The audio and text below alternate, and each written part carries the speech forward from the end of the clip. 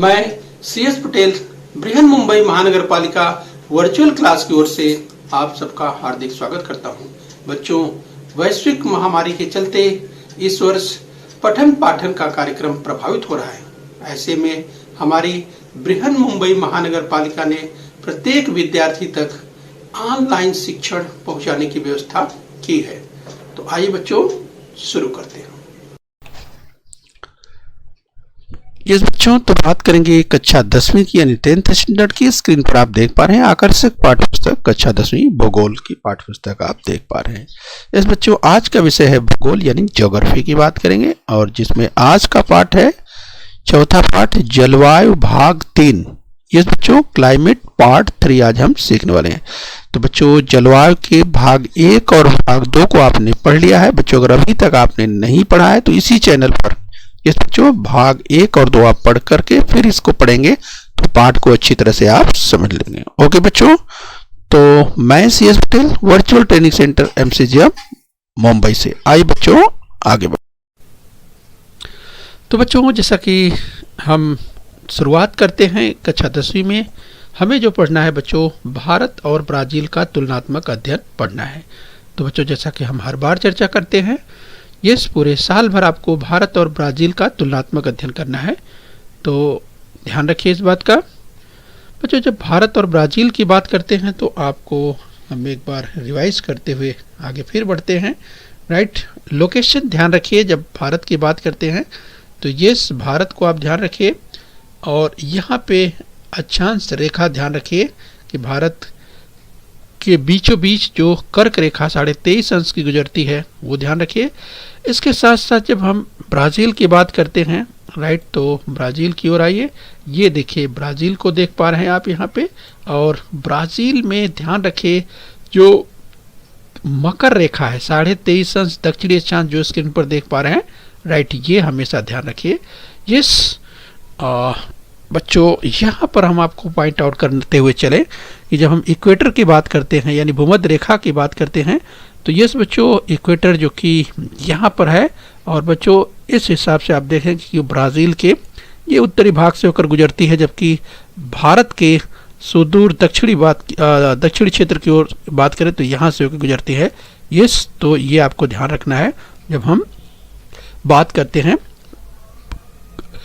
भूमध्य रेखा अर्थात इक्वेटर की बात करते हैं। राइट बच्चों,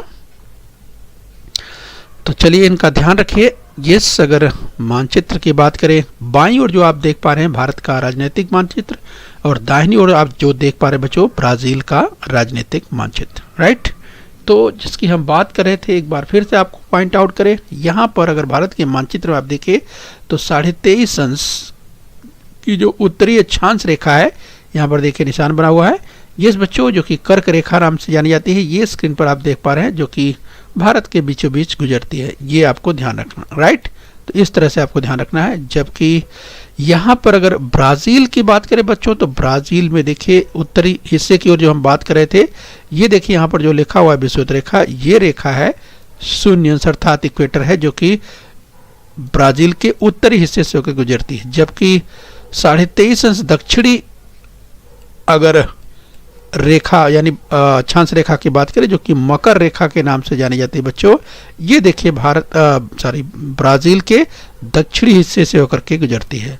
राइट, इनका महत्वपूर्ण रोल है, ये आपको ध्यान रखना है हमेशा। तो चलिए बच्चों, भारत का अगर वर्तमान मानचित्र जो लेटेस्ट मानचित्र है जो स्क्रीन पर आप देख पा रहे हैं, राइट, तो चलिए इसी क्रम में हम और आगे बढ़ते हैं। भारत का प्राकृतिक मानचित्र हम बार बार चर्चा करते हैं। तमाम प्रश्नों के उत्तर अगर प्राकृतिक मानचित्र जिसे अगर फिजियोग्राफिक रीजन की बात करें, जिस भारत का जो भौतिक क्षेत्र है, रिलीफ है, फिजिकल रिलीफ है यानी उच्चावच किस तरह का है, ये अगर मैदान की बात करें, पठार की बात करें, पर्वत की बात करें, ये बच्चों या समुद्र तटवर्ती प्रदेश की बात करें, आइलैंड की बात करें, तो इसका एक आड़ा खड़ा अपने दिमाग में हमेशा रखना है। राइट, तो तमाम प्रश्नों के उत्तर इसके आधार पर भी दिए जा सकते हैं। यस बच्चों, तो ये ध्यान आपको रखना है। इसके साथ ही आइए इसी क्रम में हम और आगे बढ़ लेते हैं। इस मुख्य भौगोलिक वितरण की बात करें, इस जैसे एक मोटे तौर पर देखें तो जो हिमालय को आप देख पा रहे हैं, ये 2400 किलोमीटर की लंबाई में देखिए किस तरह से फैला हुआ है। ये मैदानी क्षेत्र, उत्तर का जो मैदानी क्षेत्र विस्तृत आप देख पा रहे हैं। इसके अलावा जो पेंसुलर क्षेत्र है, प्रायद्वीपीय पठारी क्षेत्र है, बड़ा क्षेत्र वो आप देख पा रहे हैं। समुद्र तटवर्ती मैदानी क्षेत्र है ये जो तटीय मैदानी क्षेत्र। इसके अलावा जो आइलैंड हैं, ये इधर लक्षद्वीप है और इधर अंडमान निकोबार द्वीप समूह। जो एक आड़ा खाड़ा अपने दिमाग में आपको जरूर रखना है। राइट बच्चों, तो चलिए जब हम बात करते हैं, भारत की बात कर रहे हैं तो विस्तार से हम थोड़ा सा, यस बच्चों, तो भारत के जो 2400 किलोमीटर उत्तर के पर्वतीय क्षेत्र की हम बात कर रहे थे। राइट बच्चों, इसमें अगर पीर पंजाल श्रेणी की बात करें, यस, जो हिमालयाज की हम बात करें, इसमें नंदा देवी 7816 यस मीटर ऊंचाई, और बच्चों जो K2 आप देख सकते हैं यहाँ पर जो 8611 है। यस बच्चों, इसके अलावा जो काराकोरम की श्रेणियाँ हैं, ये यानी आपको ये ध्यान रखना है। इसके साथ ही बच्चों जो पूरा अगर ड्रेनेज सिस्टम की बात करें, यानी जैसे गंगा अपनी तमाम सहायक नदियों के साथ ये किस तरह से ये इस ओर बढ़ती है, तो इसका जो स्लोप है, ढाल है, ये इस तरह का है, ये आपको ध्यान रखना है। इसके बाद थार का डेजर्ट जो यहाँ पर लिखा हुआ है, ये इसके साथ अरावली रेंज, आज हम इसकी भी चर्चा करने वाले हैं। राइट, तो ध्यान रखिए, गुरु शिखर को भी ध्यान रखना यहाँ पे। राइट, इसके बाद नॉर्थ ईस्ट में आइए। यस बच्चों, तो यहाँ पर देखिए गारो, यहाँ पर आप देख पा रहे हैं खासी हिल्स और जयंतिया हिल्स, इसकी हम चर्चा आज करने वाले हैं विस्तार से। यस, गारो, खासी, जयंतिया अपने दिमाग में जरूर रखिए, क्योंकि विश्व के जब सबसे अधिक वर्षा क्षेत्र की बात करेंगे तो यहीं पर होती है, इसकी भी आज हम चर्चा करने वाले हैं। तो जिसका अगर हम जो फिजिकल रिलीफ की बात कर रहे हैं, ड्रेनेज पैटर्न की बात कर रहे हैं, नदियों का जो ये अपवाह तंत्र पूरा भारत का है, तो उसका आड़ा खाड़ा आपको बच्चों अपने दिमाग में रखना है। तो चलिए आगे हम बढ़ेंगे। यस बच्चों, कंप्यूटर द्वारा देखे तैयार किया गया, यस, यहाँ पर आप देख सकते हैं बच्चों, स्पष्ट रूप से हम इसकी चर्चा बार बार करते हैं। तो चाहे हिमालय के क्षेत्र की बात करें, या बच्चों मैदानी क्षेत्र की बात करो, या प्रायद्वीपीय पेंसुलर क्षेत्र, प्रायद्वीपीय क्षेत्र की बात करें, या समुद्र तटवर्ती मैदानी क्षेत्र की बात करें, तो उसका एक आड़ा खाड़ा जो कंप्यूटर के द्वारा तैयार किया गया है बच्चों, ये भी आपको ध्यान में रखना है, तो काफ़ी मदद करेगा यस आपको। तो चलिए बच्चों, यस, हम बात करें क्लाइमेट की, जलवायु की, तो बच्चों हमने शुरू में चर्चा की थी मौसम और जलवायु के संदर्भ में।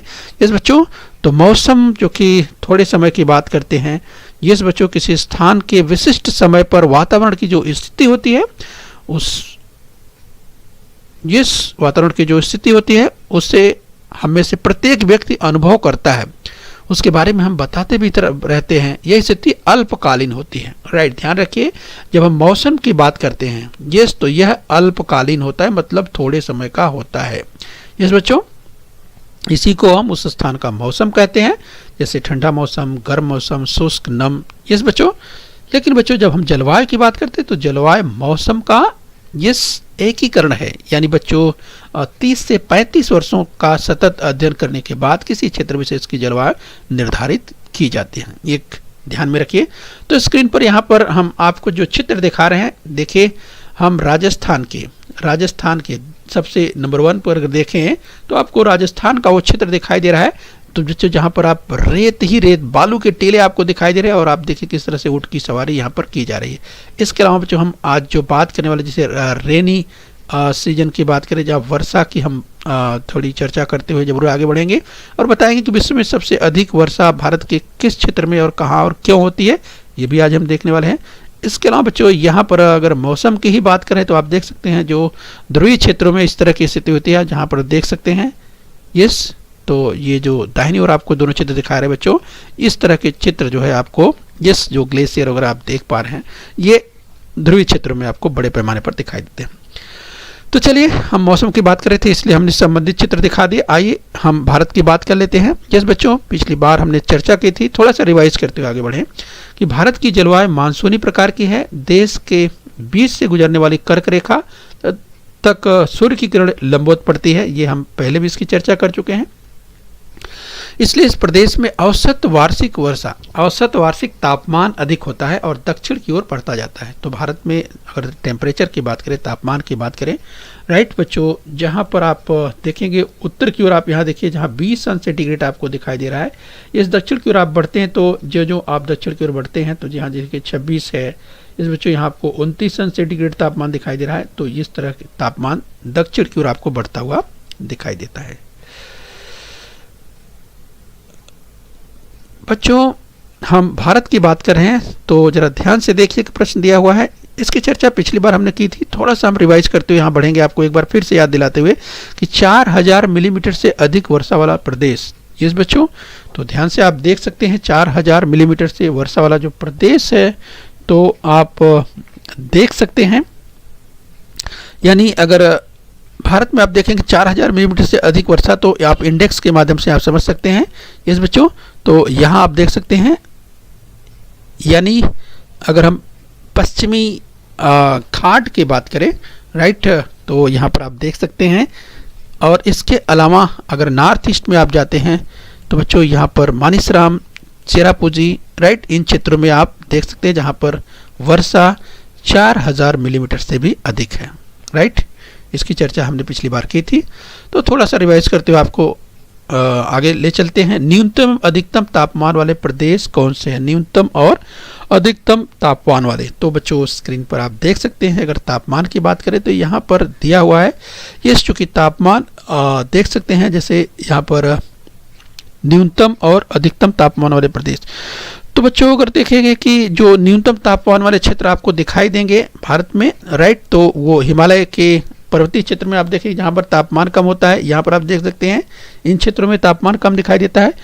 और बच्चों अधिकतम तापमान की बात करें तो अधिकतम तापमान आपको जो दिखाई देगा वो कहाँ दिखाई देगा?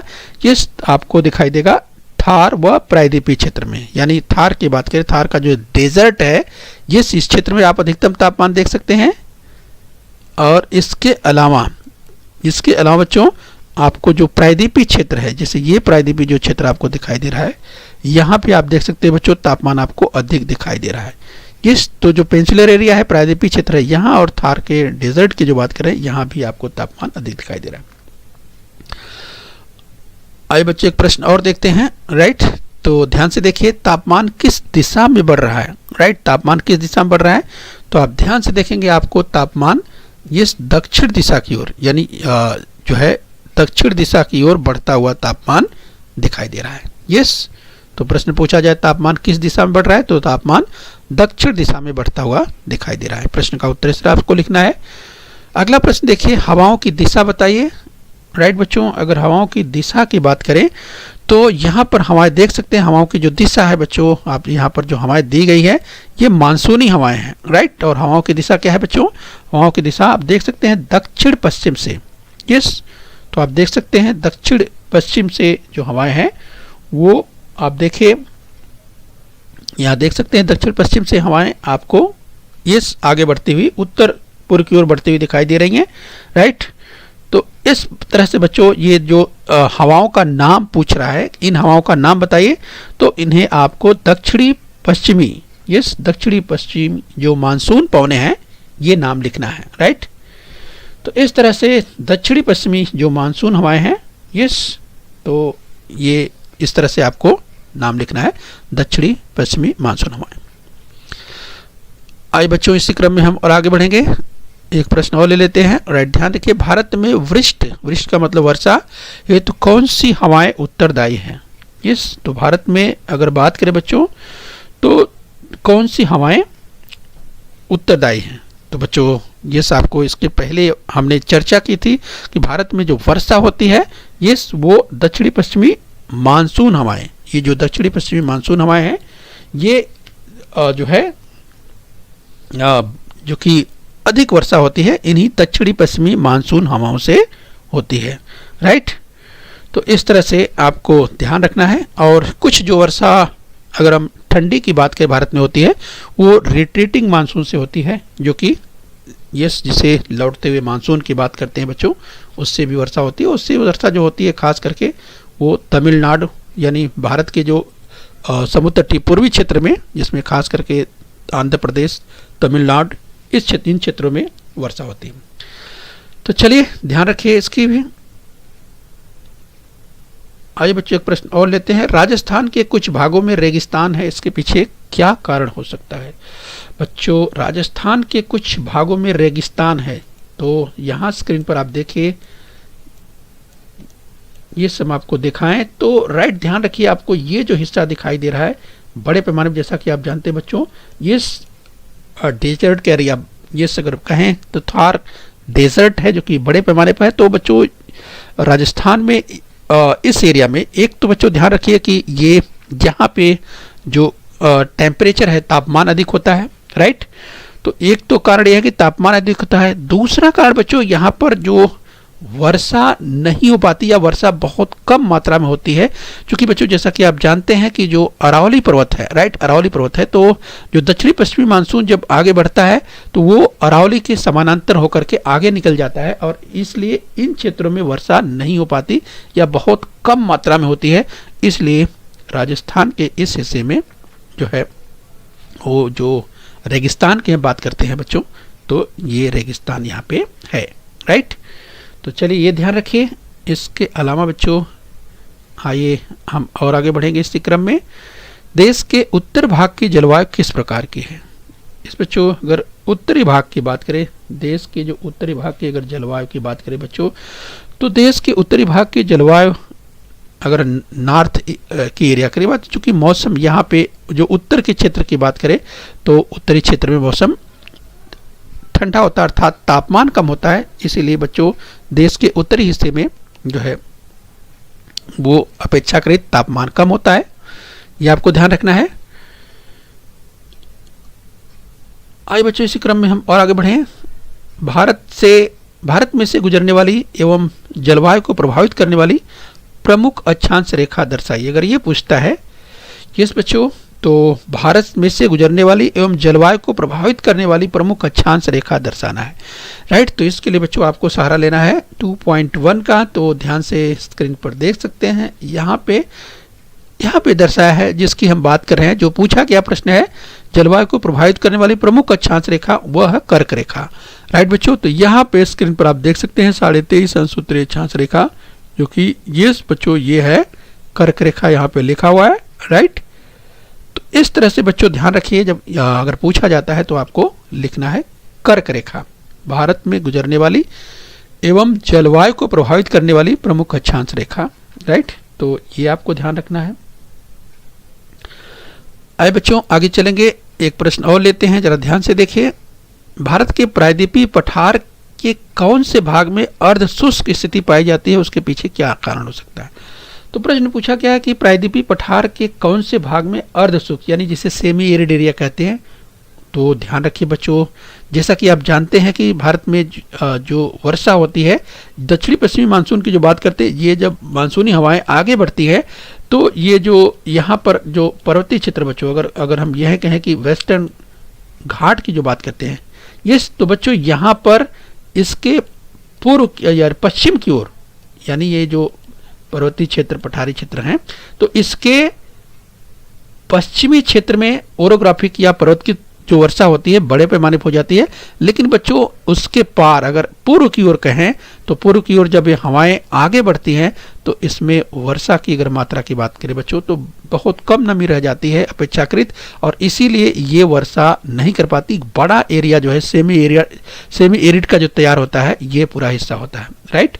तो ध्यान रखिए, प्रायद्वीपीय के पठारी की बात करते हैं तो जो उसका जो पूर्वी भाग है बच्चों, उसमें जो सेमी एरिड एरिया है जिसे वृष्टि छाया प्रदेश भी कहते हैं, राइट। तो ध्यान रखिए, परीक्षा में पूछा जा सकता है। आइए बच्चों इसी क्रम में हम और आगे बढ़ेंगे। हम भारत के बारे में अध्ययन कर रहे हैं, राइट। तो भारत में देखिए बच्चों, वर्षा के कारण जो परिवहन की स्थिति, परिवहन अवरोध की स्थिति होती है इस वर्षा काल में, तो आप देख सकते हैं ऐसी स्थिति होती है, परिवहन अवरोध भारत में आप देख पा रहे हैं। भारत में ऐसी स्थिति होती है खास करके जुलाई और अगस्त के महीने में, जून जुलाई अगस्त और कभी कभी सितंबर के महीने में भी। बच्चों हम यहाँ पर आपको बताना चाहें, जब सूखे की स्थिति की बात करते हैं तो देख सकते हैं सूखा प्रभावित शुष्क भूमि, बच्चों ऐसे में जब वर्षा नहीं होती जिन क्षेत्रों में, ऐसे में खेत की क्या स्थिति होती है बच्चों देख सकते हैं, और एक बड़ी समस्या हो जाती है जब वर्षा नहीं होती। तो ऐसे शुष्क भूमि की बात करें, शुष्क क्षेत्र की बात करें, राइट, जहाँ पर फसल के लिए तमाम प्रकार की समस्या उत्पन्न हो जाती है। सूखा प्रभावित क्षेत्र आप देख पा रहे हैं। बच्चों अगर हिमपात की बात करें, यस, तो भारत के यस बच्चों अगर हम उत्तरी क्षेत्र की बात करें, यस, जहाँ पर टेम्परेचर जो तापमान है सर्दियों में काफ़ी कम हो जाता है बच्चों, बड़े पैमाने पर जो है हिमपात होता है। यस, तो भारत के उत्तरी क्षेत्र में बड़े पैमाने पर हिमपात होता है, ये आपको ध्यान रखना है। चलिए हम भारत की बात कर रहे हैं, तो बच्चों भारत में कुआं जल आपूर्ति का एक साधन, एक बड़ा साधन बच्चों अभी भी तमाम भारत के क्षेत्रों की अगर बात करें जहां पर कुआं जो है जल आपूर्ति का एक महत्वपूर्ण माध्यम साधन बना हुआ है। राइट, स्क्रीन पर आप देख सकते हैं किस तरह से कुएं द्वारा जल की आपूर्ति की जा रही है। बच्चों अगर धान की खेती की बात करें तो भारत में धान की खेती आप देख सकते हैं किस तरह से लोग इस धान की रोपाई की जा रही है। यस बच्चों, तो खास करके मैदानी क्षेत्रों में ऐसे बड़े पैमाने पर जो है, यस, जहाँ पर धान अर्थात चावल की खेती की बात करते हैं बड़े पैमाने पर, तो यस, गेहूं और चावल का उत्पादन बड़ी मात्रा में। यस बच्चों, आइए इसी क्रम में हम आगे बढ़ेंगे। बच्चों क्या आप जानते हैं राजस्थान के गंगानगर में जून महीने में जो तापमान है बच्चों 50 अंश सेंटीग्रेड तक पहुंच जाता है। बच्चों अगर गंगानगर की बात करें तो ये राजस्थान में गंगानगर बच्चों यहाँ पर करीब क्षेत्र है गंगानगर का जहाँ पर तापमान 50 अंश सेंटीग्रेड तक पहुंच जाता है। सोचिए 50 अंश सेंटीग्रेड बहुत होता है। उसी तरह से अगर कारगिल की बात करें तो बच्चों सर्दियों में कारगिल में तापमान -48 डिग्री तापमान हो जाता है। बच्चों अगर कारगिल की बात करो तो कारगिल इस क्षेत्र में जम्मू कश्मीर के इस क्षेत्र में ध्यान से देखें -48 बच्चों, जहां पर गंगानगर में 50 अंश सेंटीग्रेड तापमान होता है वहां जलने की स्थिति हो जाती है। लेकिन अगर -48 की बात करें बच्चों, जहां 0 अंश पर पानी जमने लगता है, तो आप कितना तापमान कम हो जाता है कारगिल में सर्दियों में आप समझ सकते हैं। राइट, ये आपको ध्यान रखना है। मेघालय के खासी जिले में मौसिनराम 11,872 मिलीमीटर एवं चेरापूंजी में 11,777 मिलीमीटर वर्षा होती है। भारत के ही नहीं विश्व के सर्वाधिक वृष्टि के स्थान है। राइट बच्चों, ध्यान रखिए, दाहिनी ओर आप देखिए स्क्रीन पर तो आपको यहाँ पर दिखाई देगा ये जो मौसिनराम आप देख पा रहे हैं, ये मौसिनराम देख पा रहे हैं, ये इसके अलावा चेरापूंजी आप देख रहे हैं। बच्चों यहाँ पर गारो, खासी और जयंतिया, राइट, यहाँ 3 जो पहाड़ियाँ हैं गारो, खासी और जयंतिया, जिसमें अगर बच्चों बात करें तो गारो, खासी, जयंतिया की जो पहाड़ियाँ हैं, राइट, इसके कारण जो मानसूनी हवाएं हैं जब इन क्षेत्रों से आगे बढ़ती है बच्चों तो यहाँ पर जो है पूरी तरह से घिर जाती हैं और पूरी यूँ कहें कि वर्षा, अधिकांश वर्षा इन्हीं क्षेत्र में ओरोग्राफिक प्रकार की जो पर्वतकृत वर्षा होती है यहाँ पे वर्षा हो जाती है। लेकिन बच्चों वहीं पर जब ये हवाएं उस पार जाती हैं, ये गारो, खासी, जयंतिया को उस पार करके जाती हैं, तो बच्चों वहाँ पर जो शिलांग का क्षेत्र है वहाँ पर बारिश नहीं, मतलब बहुत कम होती है। तो ये आपको ध्यान रखना है कि आखिर में ये वर्षा जो होती है, मौसिनराम की बात करें विश्व में जो सबसे अधिक वर्षा होती है मौसिनराम में, राइट, 11,872 मिलीमीटर जो रिकॉर्ड चल रहा है, और चेरापूंजी में जो है 11,777। तो ये आपको ध्यान रखना है, परीक्षा में पूछा जा सकता है कि यहाँ पर वर्षा विश्व में सबसे अधिक वर्षा होती है, क्यों, उसका क्या कारण है।